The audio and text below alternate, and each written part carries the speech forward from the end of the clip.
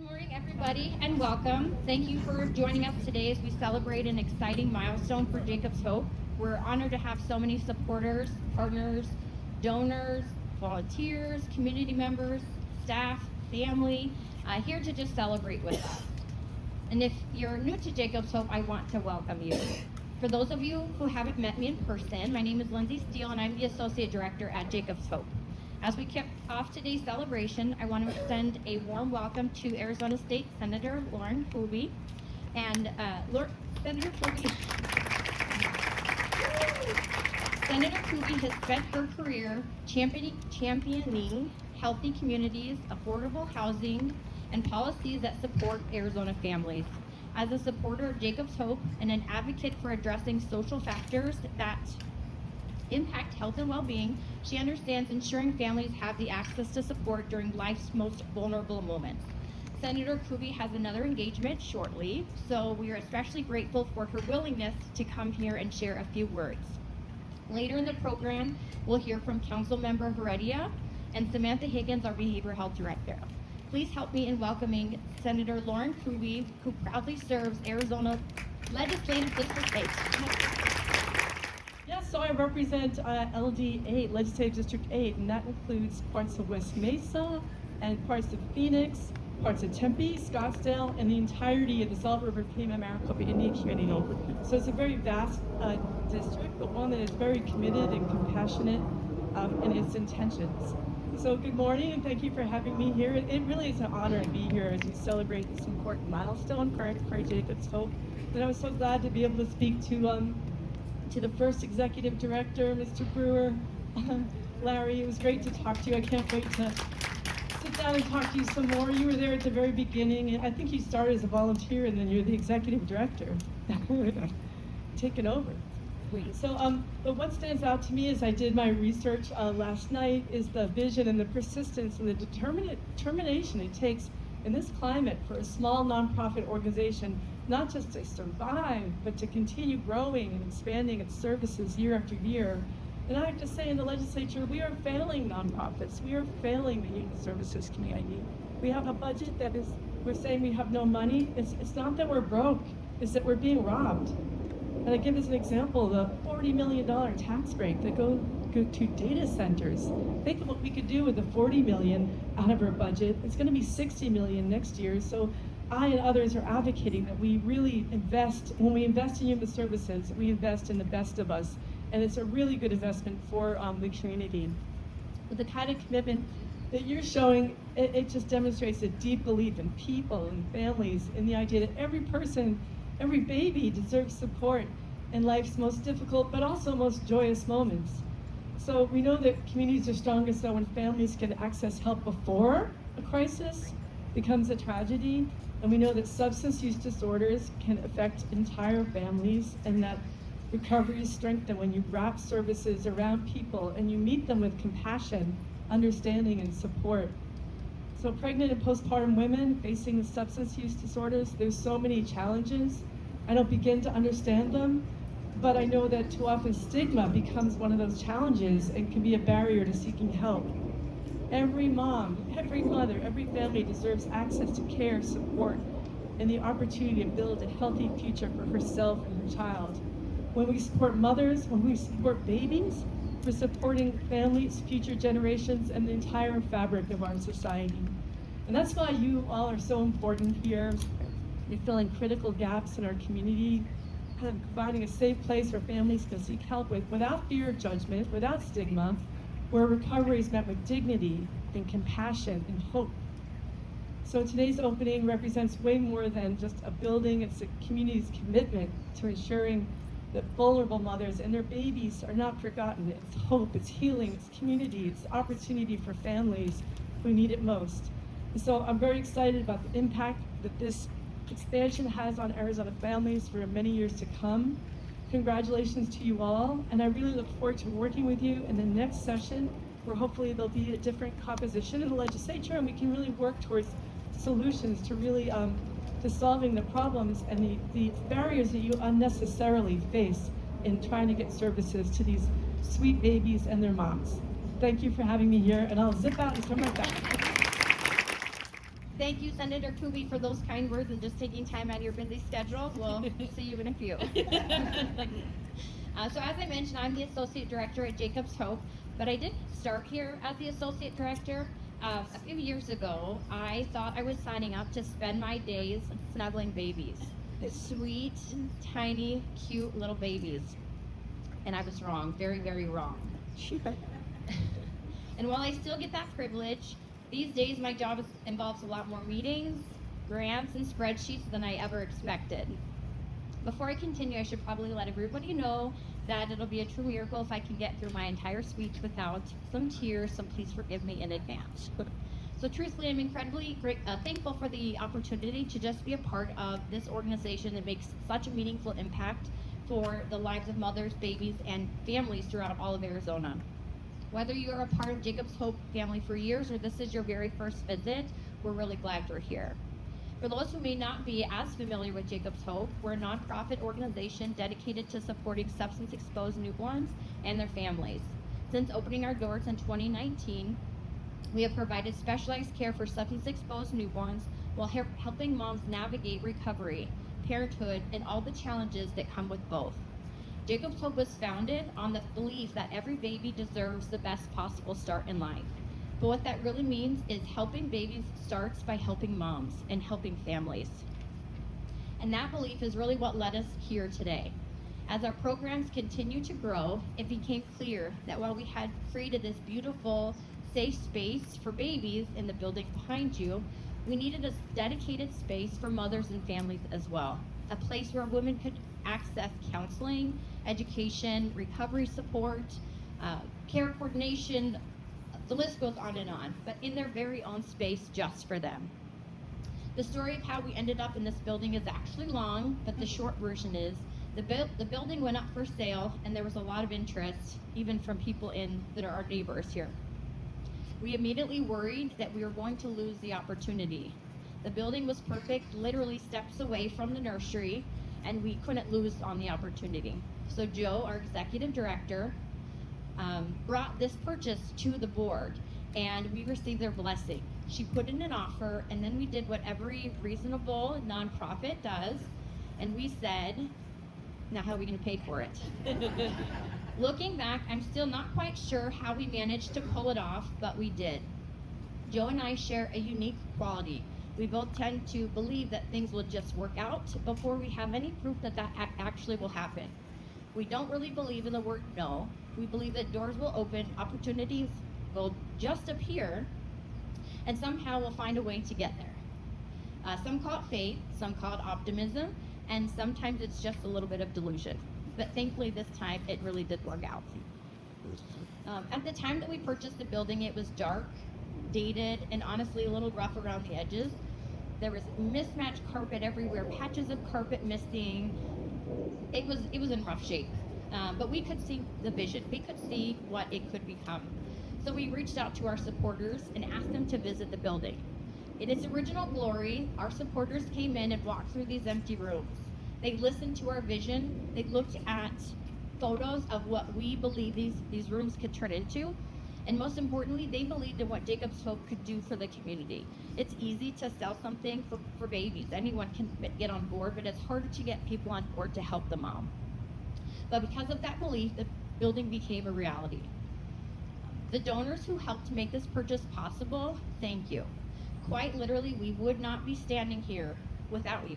You invested not just in the building, but opportunities for babies, mothers, and families for years and years and years to come. So we can't thank you enough for walking into that space in the state that it was, but believing in our vision. We'd also like to thank the City of Mesa, Mayor and Council, and especially Deanna and Lindsay on city staff. Through opioid settlement funding, a portion of our grant was approved towards the purchase of this building.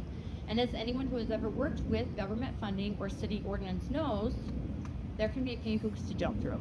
Deanna and Lindsay helped us navigate every piece of red tape so that we could move forward, and so we're incredibly grateful for their support. I'd also like to thank Lindsay Wilson. Lindsay Wilson spent countless hours helping us successfully navigate our licensing process, which is tedious. Obtaining our outpatient treatment license was the next pivotal step in our expansion, and her expertise, guidance, and willingness to answer countless questions helped turn this vision into a reality. I also want to recognize our amazing volunteers. They spend countless hours loving on our babies, countless hours supporting our mission, and helping out wherever needed. They came today in the heat to help us out today. They show up to this event, they show up to any event, and they really just make it possible. But I'd also like to thank in particular Sheila, Amy, and Dawn. These women go above and beyond for Jacob's Hope. Dawn is often out in the community helping us connect with mothers and families at outreach events, stuffing folders, or filling backpacks. Sheila and Amy somehow seem to be everywhere all at once, literally. Some weeks I honestly think they're here more than I am. They are the behind the scenes support that helps us continue to operate without question, always willing to help. As proof of their dedication, our storage building flooded yesterday, and Amy and Sheila rushed over to help us out. I want to recognize Lindsay Mathowitz, our hospital liaison, who works tirelessly to advocate for our moms to ensure they receive the best health care possible. In fact, Lindsay is the one who told me about this baby cuddling position here at Jacob's Hope. She plays a critical role in this building, bridging the gap for families and stepping in when needed, like calling the mom yesterday while we dealt with the flood because we didn't want that mom to have to wait. And if you're following, you'll notice that we have accumulated a very impressive amount of Lindsays within our organization. So if your name is Lindsay, there may be an opportunity here for you. To our incredible staff, thank you for showing up every day with compassion, dedication, and just patience. I can tell you that our nurses and clinical staff don't work here for the money. They work here because they believe in our mission and are here to just support families. I'm especially thankful for the women who work in this outpatient program every day. They do far more than provide services. They show moms what it feels like to be cared about with support, what it feels like to be encouraged, and to have somebody believe in them. For the women who walk through these doors, that can be life-changing. Thank you to Melissa, who moves between the two buildings wearing many hats, including organization queen and ensuring that we can just operate solidly. And a special thanks to Samantha Higgins, who will speak shortly, our behavioral health director. She's been a true champion in moving this program forward. Her knowledge, leadership, and compassion are truly unmatched, and we're incredibly fortunate to have her on our team.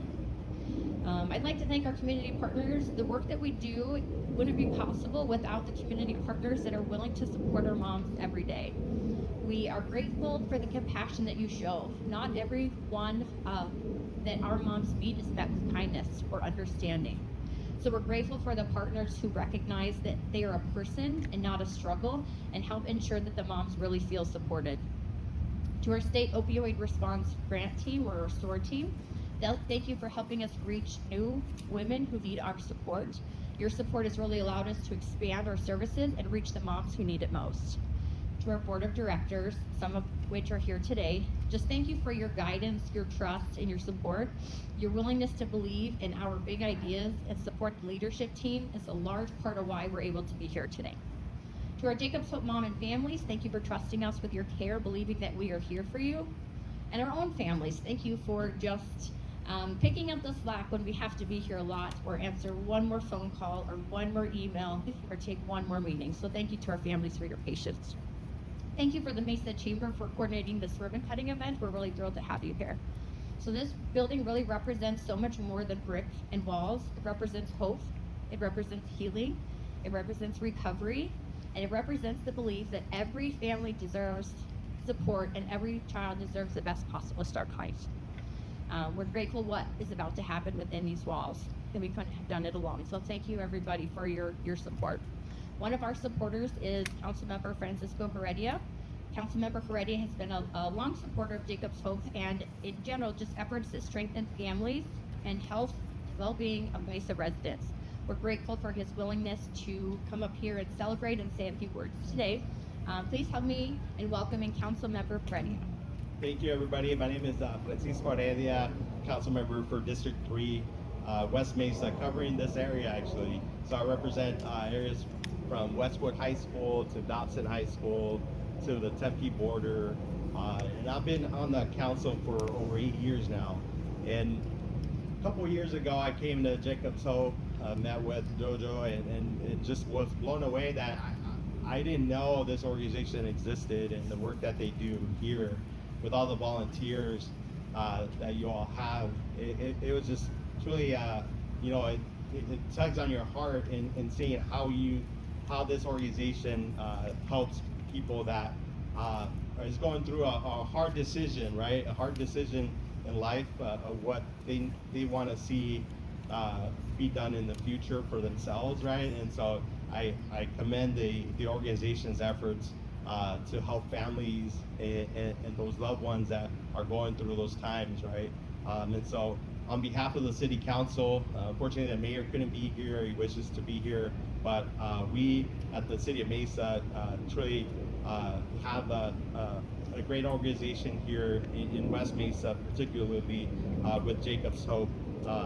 When we talk about the work that Jacob's Hope does, we're talking about families, like I mentioned, who are going through some of the hardest moments in their lives.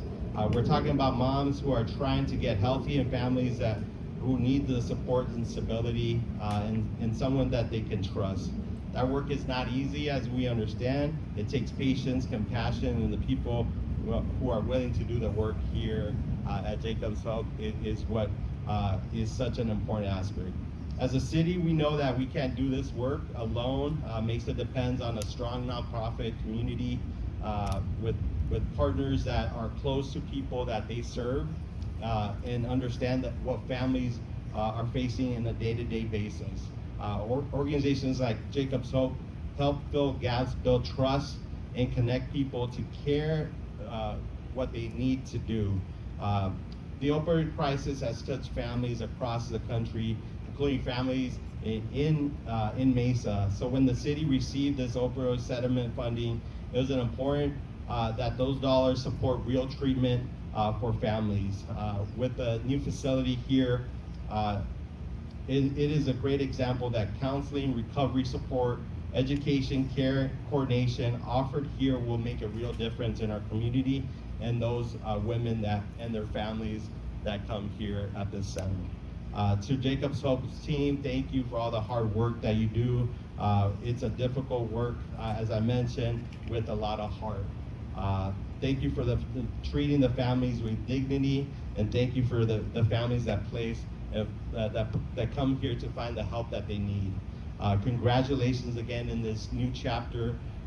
The City of Mesa is grateful for your partnership, and we will continue to work as best as we can with Jacob's Hope in the future to make sure we are helping support even more families in the future. So thank you, everybody. Really appreciate the opportunity to come by. Thank you, guys. Okay, so I wrote a speech and we'll try to stay on topic, but I do want to just say a special thanks to my family who was here because they have definitely endured the meeting, the pushbacks, and the emails, so I really appreciate it. So as I was preparing for this speech, I found myself reflecting on the journey that brought us here. I initially thought it had been 2 years, but in reality, it had just been under a year and a half since I began working for Jacob's Hope to help them with the outpatient treatment center. In that short time, we have accomplished something truly remarkable. I remember conversations that we had over the holidays, talking about the vision, the barriers that Jacob's Hope had faced, and the goals that we hope to achieve in the future. I was excited to be a part of it, be a part of that process, and to now stand here and to see just how those conversations have truly came to be is just amazing. A couple of weeks ago, I had the privilege of working with a family and their newborn baby who wasn't even a week old. She was surrounded by generations of love. Her mother, her grandmother, her great-grandfather, you could just feel the love in the room. While their story does not come without challenges, it reminded me exactly why we created this outpatient treatment center. It reminded me how fortunate we are to have such dedicated people at Jacob's Hope, as well as our community, who are committed in supporting families through their life's barriers, so that they can continue to provide the love and nurturing for their children. That experience stayed with me. We actually had a crying session out in the corner for her and her family. When I returned on Monday, I talked to Lindsay and I reflected just on everything that had happened, and we agreed this is exactly why this treatment center is here. These moments affirmed all of the work. It affirms just the cause, everything that we're trying to do, and the passion. They spark ideas, collaboration, action, all centered around helping families grow stronger. But it all begins with meeting people where they are and walking alongside them as they navigate challenges so that they can continue to build a healthy, loving environment for their children. So that's why we created this outpatient center, to support families, whether it's the mother, the father, the grandparent, extended family member. Our goal is to always help them continue to love, nurture, and care for themselves and also their children. As a therapist, and for those of you who have known me and been a part of my counseling journey, you've likely heard me say, when you find a community, whatever that may be, if it's your church, a mental health agency, a walking group, your family, your friends, I often use, if it's Hobby Lobby decorating cookies, you will discover a strength like no other. And community allows you to overcome whatever barriers that might otherwise seem impossible. So that is exactly what we hope to do here. A meaningful part of someone's community. A place where individuals and families can come and navigate their barriers, find support, connection, and strength. We have many plans for this center beyond individual therapy, group, and support groups.